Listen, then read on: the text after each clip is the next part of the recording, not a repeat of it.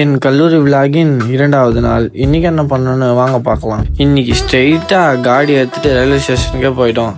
அப்புறம் என்ன கஷ்டப்பட்டு காலேஜுக்கு வந்து சேர்ந்துட்டோம்.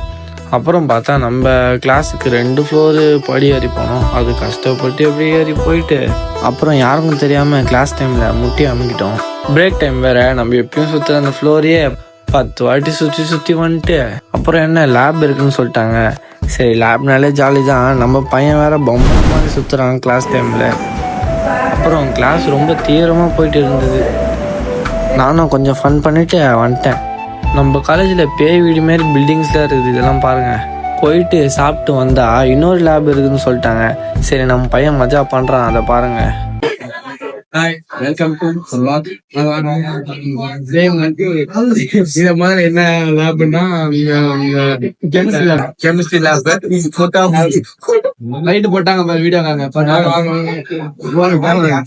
காமிப்போம். அப்புறம் என்ன கஷ்டப்பட்டு ட்ரெயினில் நின்றுனே வேற வந்தேன் இன்னைக்கு.